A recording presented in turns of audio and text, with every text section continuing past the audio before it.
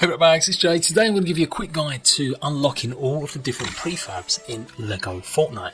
If you don't know, you can get a castle build. This is known as the Manor House set, and you can also get a Shogun or Japanese building set. But there are a few things you need to know. So one, when you place down your village hub or your village square building, if you do that in the grasslands or the shore, it will simply start unlocking the log and the basic shanty shacks.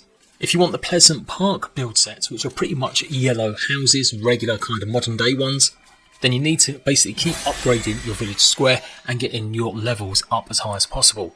With the ultimate probably being the spacious house that you can unlock once you get enough materials. You also may need to get hold of some of the materials obviously first, like knot root, and some of these are going to be harder to get than others. So stick in the grass biome or the shore biome if you want just the regular modern looking houses. So if you want the Shogun Japanese build sets, then you're going to need to go to the cold biome, the frosty plains, and pretty much build your village square here. You get 6 main structures in each biome, from the Palace Starter Kit all the way to the Grand Palace. The Grand Palace does use a lot of frost pine, which you can get from chopping down frost pine trees, and a lot of the buildings you need a ton of vines as well. For the Pleasant Park stuff, you only generally need wood, granite, and maybe a few pieces of knot root.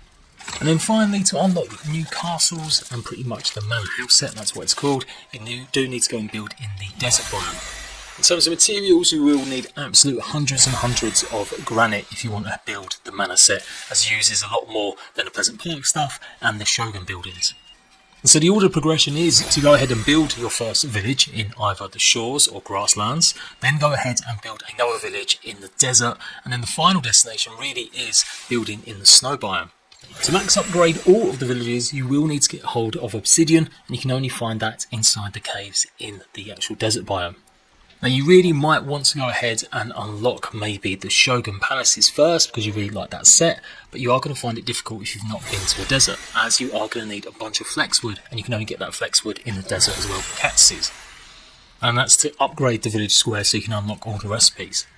And of course your tools, you won't be able to harvest or mine certain resources like obsidian until you've gone and made some of the upgrades needed at the crafting bench, and again you need flexwood for some of that.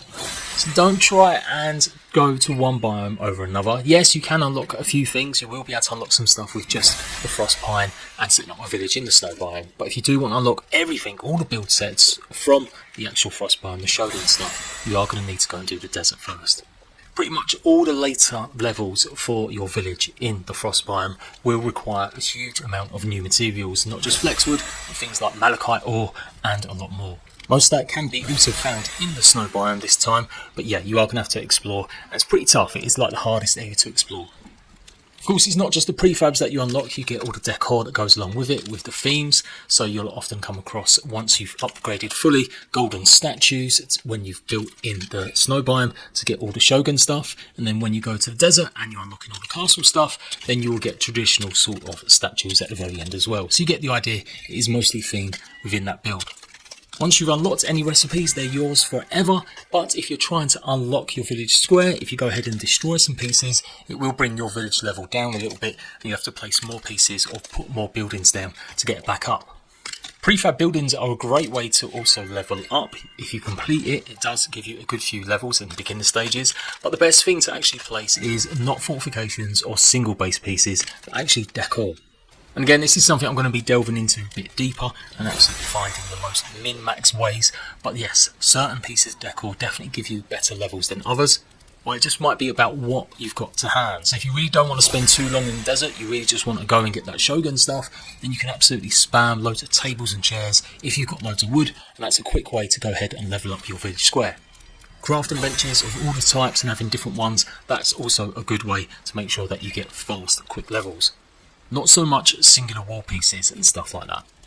You can of course tear down your village and go and place it somewhere else, but it will start again at level 1. You don't necessarily get all the materials back when you go and destroy one, so generally don't.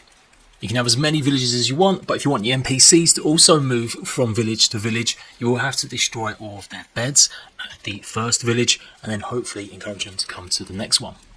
It might take up to 5 days, but I do want to do a bit more testing with that, and just see if I can get villages filled with NPCs at each location. So there we go. Hopefully that's been helpful. Like I said, we've got detail guides coming in, min-maxing, actually village, square, building, and a lot more. Until next time, Ratbags, make sure you're subscribed, and I'll see you later.